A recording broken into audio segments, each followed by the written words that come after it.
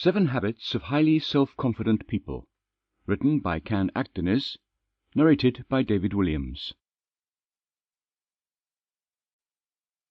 Preface. When you lack confidence, you basically lack the very engine that can propel you into the successosphere. No matter how great your skills, talent, and dedication, your actions will be deprived of that energy capable of manifesting into reality those things designed by intention and imagination if you're not in touch with yourself, trusting your essence and your true potential. Have you ever felt paralyzed by self-doubt and gave in to hesitation only to have regrets afterwards and sink into lower self-esteem even for a little? It's okay. All of us have. And all of us need to learn how to develop more self-confidence so we can pursue our dreams more empowered. If you're ready to commit to taking your self-confidence to an unprecedented level in your life, this is the time to do it. This is the book to get you started. What stands between you and the success you might have, the accomplishments you are capable of, the prosperity you deserve, can be much easier to overcome than you might imagine. The first thing that you need to be confident about is that you too can become extremely confident. Even if you can't find the resources to believe that, give yourself a chance by listening to this book and you might find your life changed. Confidence is what you get when you have cultivated the right habits. This book reveals them to you along with tips on how to apply them.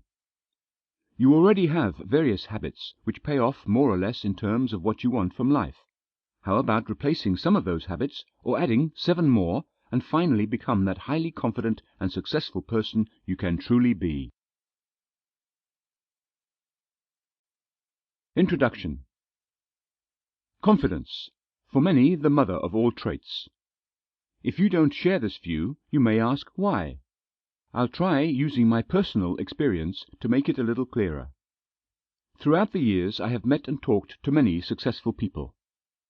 While every single one of them seemed to emanate to such a high degree pure, unadulterated confidence, with some of them I actually got to address the topic itself, and the answer was always the same. It's a process that is always progressing depending on how much of yourself you invest in it. Rarely confidence just drops from the sky like a gift from the heavens. It is built. It's true that some people tend to be naturally more confident than others, or that this process we've mentioned does not take the same amount of time for everybody. It's common sense. We're different, and that's a good thing. However, with the right set of tools, anybody can shake off their shyness, reserve, and uncertainty and become more in touch with themselves and with their true potential. Because, ultimately, it's about that exact inner potential that's hidden most of the times by our own layers of doubts and fears. But this potential is always there, waiting for us to release it and manifest all those things we are capable of, and which, unfortunately, we deny ourselves much too often. Confidence nurtures action, and action leads to success. But first we must find out those things that nurture confidence itself and cultivate them in such a way that we strengthen this core to the point we can no longer fall back to our zone of fear and disbelief, even if our plans don't always succeed, even if we are exposed or expose ourselves to voices that willingly, or not, speak to bring us down. I am writing this book to let you know you don't have to feel guilty for not scoring big time in the confidence department. I'm writing this book to let you know that you can be just as big as you think you can be, but also just as little. I am writing this book to remind you that you owe it to yourself to tap into the source that can unleash all the creative force you have within you.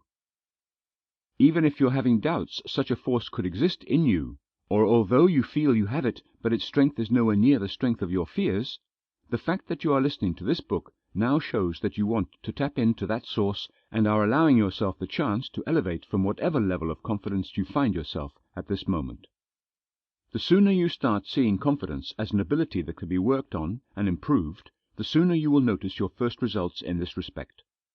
No matter how powerful external events and negative stimuli can be, once you get to master this ability, you will actually feed off the apparent adverse circumstance and be inspired by the most opposing odds. You will literally have people around wonder and even ask what is your secret. Some believe confidence cannot be taught. You either have it or you don't. They're wrong. Some of the clients I've trained had plunged so low in the abyss of insecurity that Sample complete. Ready to continue?